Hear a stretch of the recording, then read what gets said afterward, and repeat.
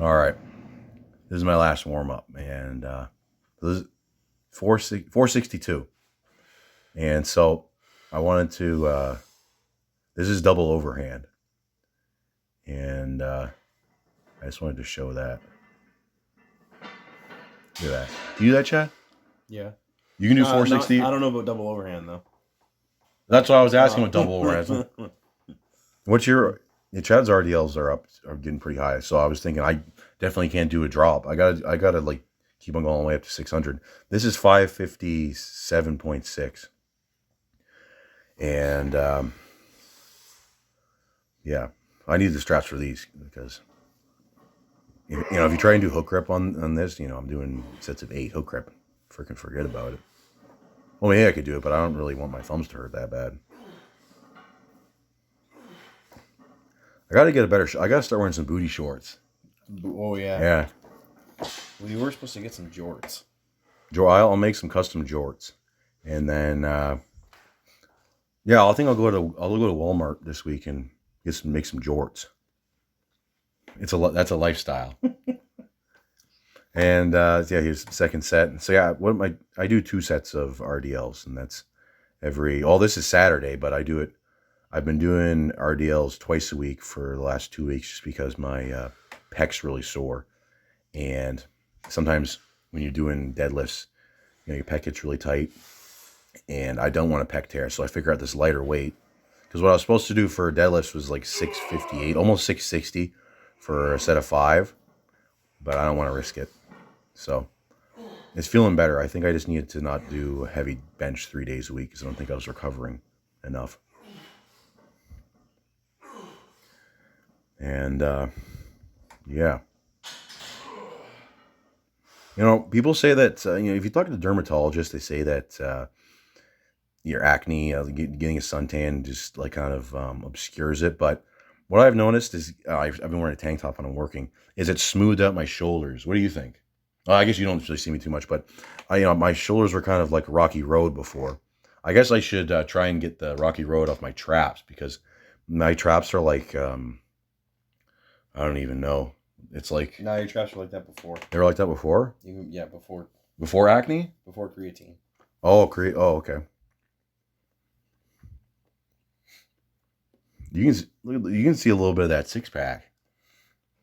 I think that's just the way the sweat is going over the hair. There's no sweat. This was like 6... It wasn't even hot yet. This was like 6:30 in the morning. Anyways, that's grade 8 steel. That's it's like aerospace steel from NASA. That's otherwise it'd be freaking bending. Next little treasure trap. Yeah. Anyways, this might be the new look where I'm gonna have to, I got a 304. You know what 304 means, right? No. I don't know. Okay, I'll tell you later, but. There's these certain words you can't say on YouTube, otherwise, your channel, they put you in detention. You're gonna be like Hollywood Hogan, and you should just wear the weight belt all the time. Yeah, but I have muscle. So did he. What are you talking about? He's how skinny his legs are. Well, that's why he wore the tight the pants, so then you can't really see as much. Hollywood Hogan. You're talking because of the black body hair. No, just because of wearing the weight belt. Without a shirt. Oh, okay. That's so we could leg drop more safely. We should do a leg drop for content, Chad. You want to do it? Yeah, I'll leg drop you. No, I'm going to leg drop you. We're doing it on the bed. Yeah. Break the freaking bed. Back when we were teenagers, we broke my parents' bed. When we were teenagers, I did a German suplex. Like, it was an insane one. It was like Kurt Angle would have been proud. And German suplex, Chad. Well, I guess I landed on the bed too, but anyways, it broke the freaking bed. And then we Jimmy rigged it back together so that it was like sitting up, somewhat straight. But then 2 months later, my dad's like, "Did you know our bed's broken?"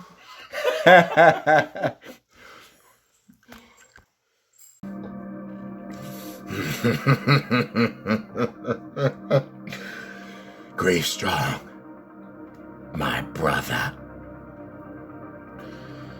I was just watching your videos, and it made me think that you have so much gear, squat suits, knee wraps, elbow wraps, slingshot, and that you'll need everything at your disposal to face me as we turn down this music. And know this, if our paths should cross in the realms, or in the ring,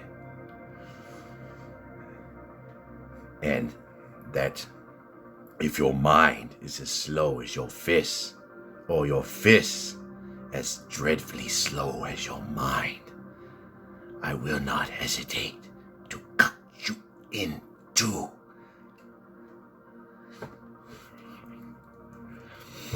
I need to go to the dentist, maybe. And then we'll see who the real Golden Paladin is. I don't want the air conditioner ambience. That's a little too much. It's not a sweet Shatreth. No, what was I listening to? I was listening to something else today. When I did my promo. I don't know, I can't remember what the hell it was. But anyways, I just cooked my supper. Usually I just have a shitload of beef and rice. And then, so the plate, let's say I got a plate like this, okay? The rice and the beef are up to here. So that's about 17 pounds. Well, maybe not. Maybe give or take 10. But, man cake. Big time when it flops on the floor. No, it's not going to flop. This one's got lots of friction. It's not a Michaela man cake. Michaela probably can't cook. Let's just get real, okay? First of all, it's called a man cake for a reason. A woman can't make that. Okay, well, they probably could. And if your woman can make you a man cake, then she's a keeper, and you need to put a ring on it immediately. And so that's my, this is what I'm having for dessert, okay? There we go. Those look like 2-liter tubs on the camera. Oh, yeah. Oh, these are 2-liter. Oh, you can see that? Anyways, I got all the freaking high protein ones were, well, actually, those are only $3 each. And so I figured I really like yogurt. And, anyways, I also got a grapefruit spoon. Yeah, you got the smallest spoon we have. Yeah. This one, if you know about this, if you did home ec in the 80s or maybe the 90s, because remember my teacher was talking about it. And so this is for eating a grapefruit. So you can saw it up, because you cut it in half and then you can saw it up. This thing, that wouldn't work. You would just mash up the grapefruit, because frankly, why would you want a spoon that's so sharp that it can cut through a grapefruit? Okay, you're gonna be like, and then you're gonna be like the guy from what movie is that? The Ichi the Killer. You're gonna be like that guy, and you go, and then your mouth's gonna be the OT here. Eventually. What the hell else is there to say? Oh, I was thinking of some new content ideas, and it just came to me all of a sudden. I was thinking of wow, this isn't going to be delivered the way I wanted it to. So I'll just say, commercial. It's like commercial, or no, elite lifter goes to commercial gym, and this is what happens. Chad, so what is that for? What does that sound for an idea? Has anyone done that before? Never. Never? Okay. You break new ground. Yeah, I break the internet. Yeah. Yeah. Oh.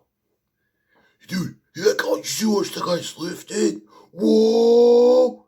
That's kind of a new thing. I never had that with anybody, but we live in a small town, and there's only been, what the hell? There's only like one guy. Eddie.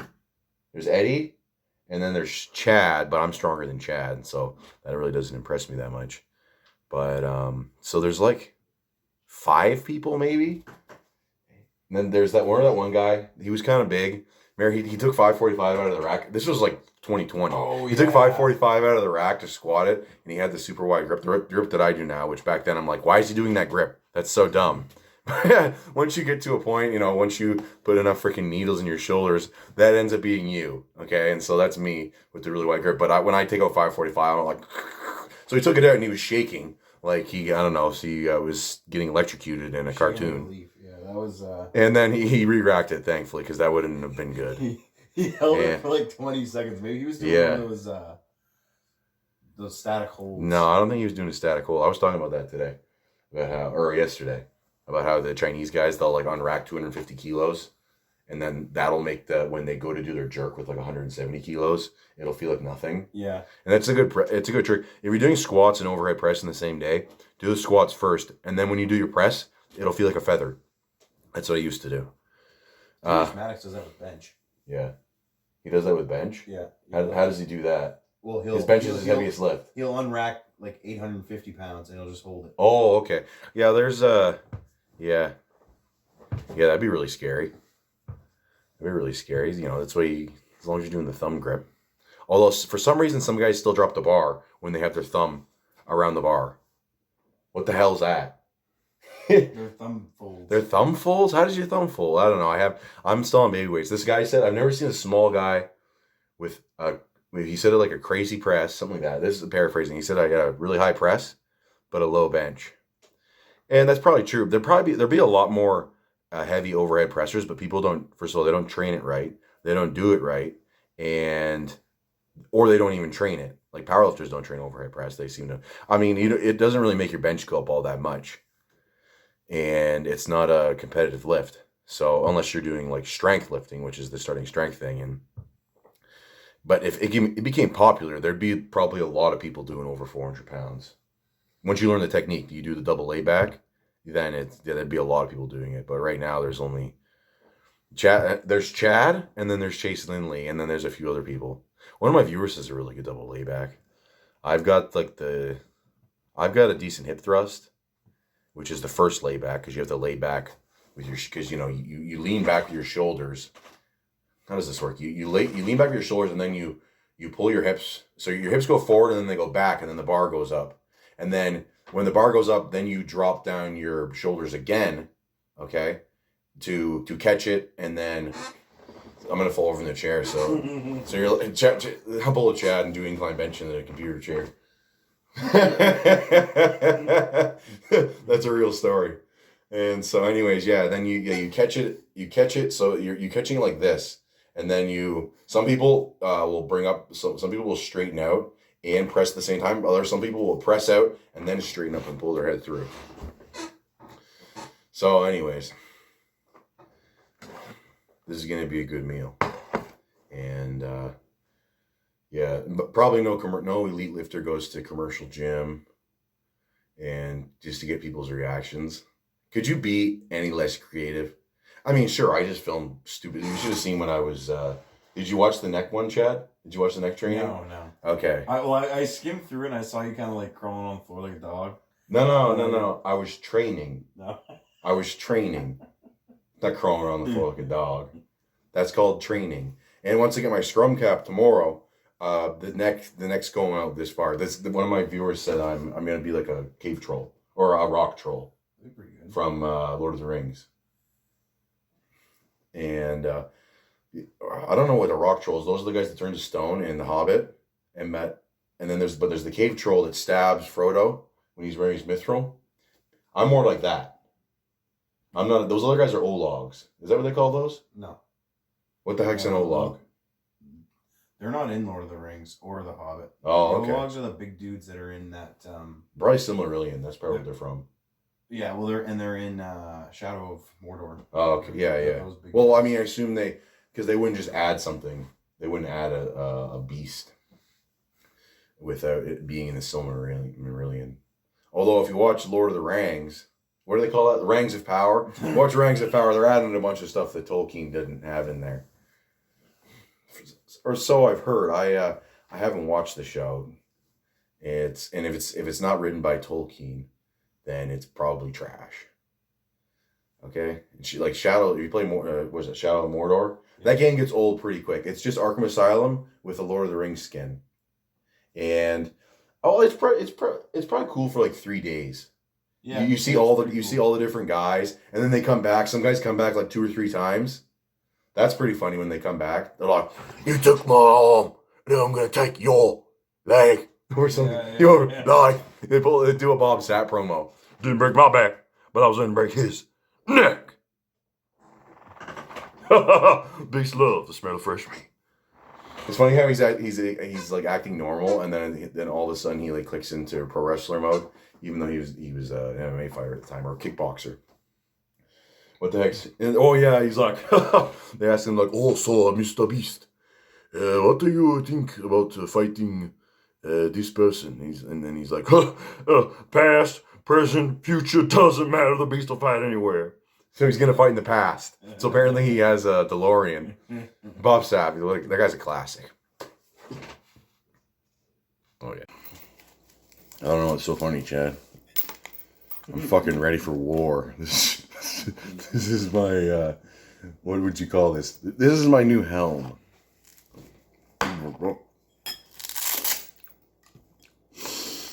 Looks pretty good, right? It is pretty sweet. Oh yeah. I said in my video yesterday, and I'll do the point break thing. So basically, I'm like, I don't know what the hell I said. He's like, I'm gonna learn to surf or break my neck. Yesterday, I almost just broke my neck though when I took my hands off the ground.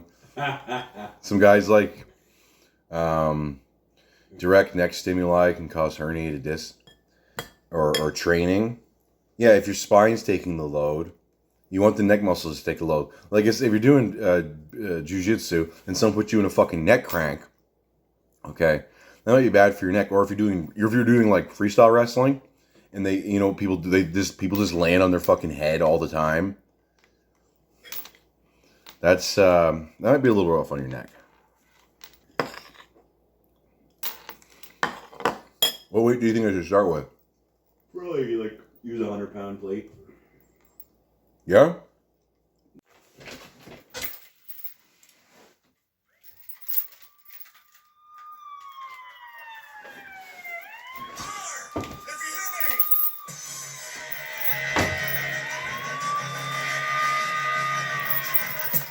Chain gang. I didn't want to do John Cena, John Cena. That guy's freaking puny. Big Papa Pump. I got him. There we go. Okay. So, you've heard of the Hulk. Well, I'm the Moose, okay? And you know how if you want to be a homie, then you got to keep the tag on or the sticker on your hat. Well, and then, there's that Key and Peele sketch where the guy keeps the tag on the hat. And then they go even further, and then there's the Chinese lady that's sewing the hat together on top of his head. Well, this is my version of that. Actually, that's because I don't want to get the scissors out. Oh, I could probably just... That'd be pretty embarrassing. It's like that, they get that jacked guy, the water bottle that's like a gimmicked water bottle and he can't open it. Someone would probably do that to me. Anyways, I got my Walmart weights here. 25. These are actually 26 and a half. These are from when I was a kid. And so, I think I'm going to start with some more. Well, I'm going to try and do the ones behind the head here. Let's see where this is going to go. Hopefully I don't get my head fucking ripped off. Although that might be good for content. Okay. Look at that fucking forearm. Holy shit, I'm huge. Okay. So, I'm going to have to put this thing behind my head. Hopefully I don't get my neck busted. Okay. I don't even know how I'm going to drop this thing without breaking my freaking neck. Okay. Maybe we'll do it from the side. I don't know if it was meant to be put on the side like this, but here we go. Okay, well, that's kind of long. Well, guys. Yeah, so feeling a little bit of the burn. I suppose I should start my timer. Okay, I gotta keep off the ground. Okay. 30 seconds like this. I feel like my head's gonna get ripped off my body, but it's good. So you know you're doing some, that's how you know you're putting in some work. I think I should just start with do more of the back stuff, because it's kind of set up for the back. Okay, here we go. 1 minute.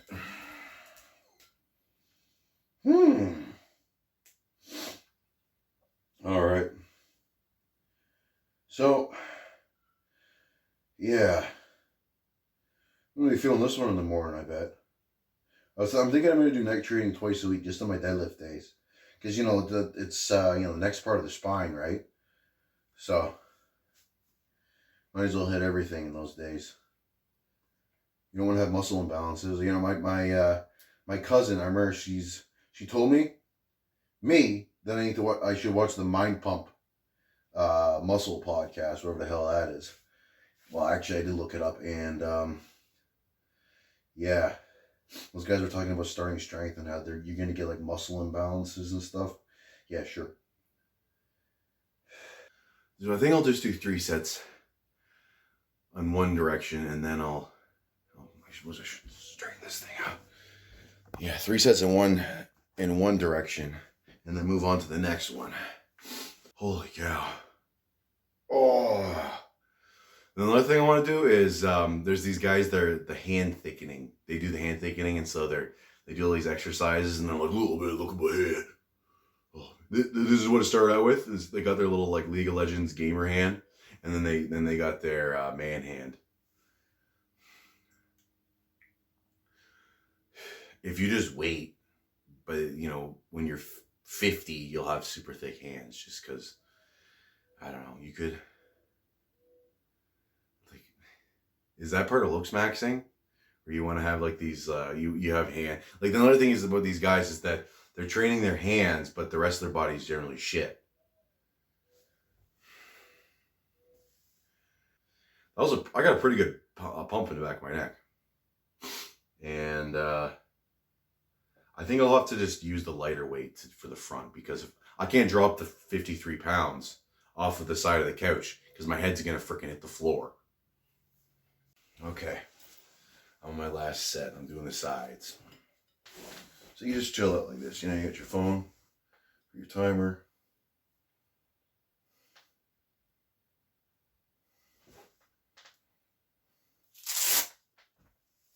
Oh, okay.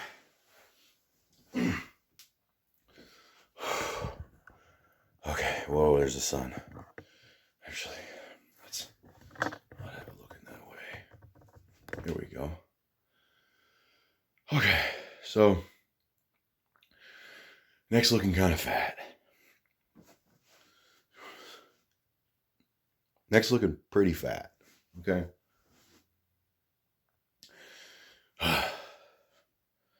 Maybe, hopefully it doesn't make my double chin get any bigger. That'll suck. We got 53 minutes to record on this thing. Perfect. So, yeah, if you're thinking, we'll see how this goes. I'm definitely the back, the back of the neck's getting a good. Well, I mean, I'm feeling it on all 4 sides, but the back's obviously the most convenient to train. I think that's what this thing's most geared towards. And so, yeah, 53 pounds for the back. Everything else was just 26 and a half. Because these are Walmart plates. They're not fucking Elico calibrated plates. Holy cow. Yeah, I don't think doing the actual like curls and these sorts of motions, I don't think that's a very good idea. Because, I think of it, the neck's obviously part of the spine, and I don't do that with my back. My back, I want it to be like my forearm, and your forearm's not supposed to bend. Especially once you've had a back tweak, and I've had a bunch of back tweaks. Chad's had a bunch of back tweaks too, and if you've had a back tweak, you know that the playing around is over, because after one tweak, your back's never the same. And there's one guy, he said that overhead press makes his lower back sore, and if that's you, then you probably need to pick up a belt. And he says his issue is that he has a big pelvis. So I don't know exactly what that. Well, I've got some ideas, but I don't know exactly what it means. But don't put the belt on top of your pelvis. Don't put it across your pelvis, because that's gonna be you're not supposed to crush your pelvis with the belt. And so what your issue probably is that you don't have the space between your ribs, your floating rib and your pelvis is shorter. So you have a short torso, and so you want to get a shorter belt. Like I have a 4-inch belt because I have a longer torso. And if you have a short torso, you might want to get a 3-inch belt, or at least try it out. All right. So I was doing some research. My tricep was a little sore after those. Well, it's been sore for the last few like pulling workouts, mainly chin ups. Especially the last one. I was going to switch to doing this grip, but no, I got to do this grip. And I think I looked it up finally, because there's other people that have this issue. It's the long head tricep. It gets people strain it when they do chin ups, and it could be improper warm up, or you're just not recovered. And so that's, I think, the same issue with my chest, because I was doing heavy bench 3 days a week and I wasn't recovering enough, and or recovering enough. So I probably had like a minor tear in my pec, and then, well, there's no bruising, but it's feeling better. Okay, I mean, I'm gonna go down to bench twice a week and lighter, and then focus on overhead press, because it's really hard to overdo overhead press, because the the muscles are really small, because you don't really there's not too much pec in overhead press. And 3 days a week, well, what I would do 3 days a week for press before was a little different. I would do 2 lighter day. Well, I would do like sets of 5 for 2 days, and then the other day I would like max out. I would be on a Sunday, so I just do a heavy single. Although that's like further ahead in the progression. I'm not really interested in doing singles right now, because my last workout was only 260. I could probably still do 300 pounds. But anyways, well, I'm going to bring the chin ups down to 2 days a week instead of 3 days a week, and then see if that fixes that problem. And so then I got to do some extra credit to make, or I have to do something to make up for that. And so I already have to add in the neck days. I might do 3 neck days a week. Okay. Then I'll have the Kurt Angle like the thumb build, or maybe some other thing. There's the hand thickening training. Okay. I don't want to have little sissy gamer hands. I mean, those don't really look. You got to make sure you just did your deadlifts and you still have the chalk in your hands, and then you show it to the mirror or the camera, and then you look really tough, really tough. Especially, I have my callus tear video from a while ago. That was, which hand was it? I think it was on this hand. Tore callus when using straps, it's just easy to do. It's just because you're not supposed to have the bar. You're supposed to have the bar here, not pulling on this flap of skin. And especially if you're using a deadlift bar and you're doing higher, well, even like, I mean, Chad used the first time he did the heavy rep, just a single on the deadlift bar, he tore a callus. Because not only is the knurling really deep, but it also whips a lot. And so, the shake, it's like pulling on the skin even more.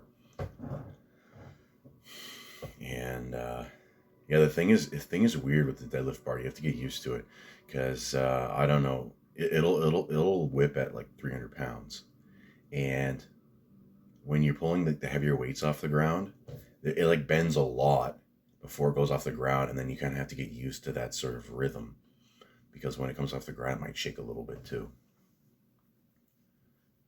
But I don't regret it. I really like my deadlift bar, but I wouldn't use it for anything else, because and if you want to become like a deadlift specialist, and another thing is that you shouldn't really specialize until you're like decently strong in all the lifts. But if you want to be a deadlift specialist, then that's a good idea. I wouldn't get the kabuki bar, which I think that's what they call that. It's like, let's make a deadlift bar even more flexy. Kabuki bar, Japanese what? Kabuki deadlift bar.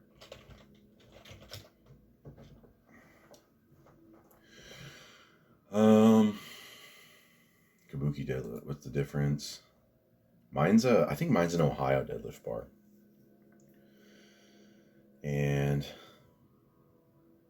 the thing is, it's just a little longer, and the shaft is 27 millimeters. A normal bar is 29 millimeters. The one you see at the gym, the one you see at the gyms are 29 millimeters. An Olympic weightlifting bar is 28 millimeters. A woman's bar is 25 millimeters, and then a squat bar is 32 millimeters. And a squat bar would be a decent investment because the Olympic weightlifting bar, when you've got like, it flexes a lot too. You more so feel that flex on squats, and that flexing can like knock you off your center. You can screw up your balance, and so the squat bar is pretty nice. And another thing nice about the squat bar is that it's easier to get your hands into position when you have terrible shoulder mobility. Like me, there's people on here. My brother's making fun of me because I can barely fucking reach back there, and people will make fun of you for this. It's like, yeah, okay, but you have no muscle. Why do you even need to be able to do that? That's why you have that's why you have walls. That's why you have trees and shit. Okay. You gonna make fun of a fucking bear when he's itching his back on a tree? Okay. Yeah. Or you just, you get your waifu to do it. Okay. One thing is that I do dry scrubbing before I go in the shower because it exfoliates your skin, and getting the middle of the back is like impossible. So you got to get somebody else to do that. Dry scrubbing is not a bad idea, and maybe look into that. The brushes are cheap, although I gotta clean mine out. You should see that fucking thing. Oh yeah, one thing. Oh yeah, I gotta order I'm ordering some whey protein isolate, hydrolyzed collagen, and then I was gonna get cluster dextrin, but I don't want to spend even more money. Deferred referring purchase terms. Oh okay. Okay, yeah. I ordered from Canada Protein, CanadianProtein.com. That's where I ordered my taurine from, and my creatine monohydrate. Grab some for a discount. No, I'm good. I already have some. Anyway, so I was talking about carbohydrates, and people are commenting and saying that, you want your post-workout carbs and protein, and you want something that gets into the system fast. And so what I'm going to do is have grapefruit juice or orange juice. I think I'm going to have grapefruit juice. I got to look up some side effects of that. I got to figure out which sort of juice is probably the best, which you can absorb the fastest with, because then you take that with the whey protein isolate, and then it goes right into your body right away, or it gets absorbed right away. And I'm going to see, that might be a game changer, because I've never done the post-workout drink like that. And this guy commented and said that naturals don't really want to do that, because if you have a spike in insulin, it stunts, or it'll mess with your testosterone release, because after you train, apparently you get a testosterone release. And so that's more of a thing for people that are unnatty or super natty like me. And so, well, we'll see how that goes. I got to figure out my dosage. Some people do like 100 grams of sugar.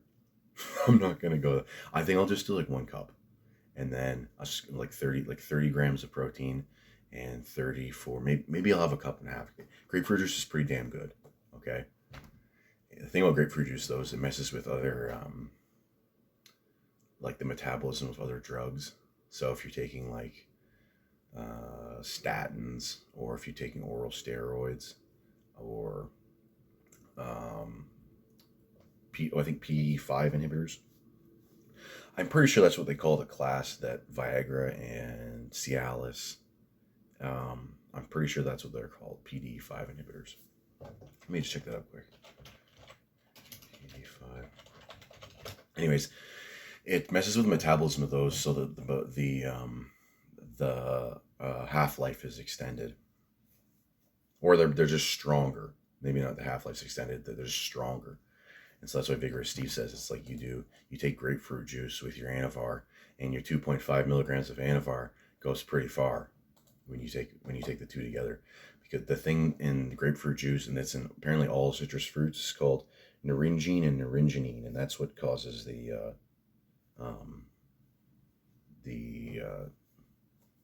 the effect on the metabolism of these drugs. All right, now I got this is breakfast part 2. This is on Sunday, so I'm chilling. I'm going golfing today. Yeah, right. I'm so bad I couldn't hit the freaking ball. I'd be like the kid in Caddyshack. Or I'd be like the guy I get struck by lightning. The who the heck? Or the kid he's like red farts, red farts. Red farts actually is like probably saying that's like an extreme vulgarity, if that's the right word. Maybe I guess I'd be like Bill Murray actually. Yeah. Bill Murray is really funny in that movie. When I was a kid, I'm like, what the hell is this guy doing? Or I'd be the groundhog. I'd probably be the groundhog. Okay. It's a little after 12 on Sunday. And I know you all want to know that. I just did squats. And so, skin's looking like shit. If you have acne or anything on your body, acne, and then you do like heavy lifting, it makes everything pop out. So anyways, with some post-workout nutrition, I'm just going to do 1 glass. This one guy told me he does like 100, basically like 100 grams of sugar after a workout. Well, I just get fat if I do that. And I only do I do 7 days a week training. I'm not doing like a bunch of different exercises each day. Or let's say people train like 5 days a week or 4 days a week, and they're doing like an hour and a half of training. I don't do that. So I think this is good. And I went to the grocery store because I figure I need some like quick absorbing protein as well to go with this, because I don't have my whey protein isolate yet. I ordered that today. But so I got some fat-free cottage cheese because I thought cottage cheese was whey protein, but it has all of the whey pulled out of it. And so maybe I was thinking of cheese curds. Maybe cheese curds are whey protein. But so anyways, I gotta get some really like heavy fat yogurt to mix that fat-free cottage cheese with, because that's gonna be disgusting. And so, although I have the orange juice, and then obviously dextrose or cluster dextrin would be better, but I don't want to spend the money on that right now because the fucking whey protein isolate, the high quality stuff's expensive. And then I also got the collagen. I got 2 kilos of whey protein isolate, so that'll last a while. And so I get this Tropicana, no pulp orange juice, and then I've got my skier. All right, and so that's the best I can do. So anyways, oh shit, what's this? This is my glass that I just kept in my room because I was putting iodine in it. All right, I put 1 drop of, now I'm just doing like 15 milligrams, 12 to 15 milligrams. It depends on how big the drop is. But 1 drop is like 15 milligrams of iodine. That's a maintenance dose now. Although I haven't done the patch test, but I was doing that, and then I had distilled water that and then drink that once a day. Anyways.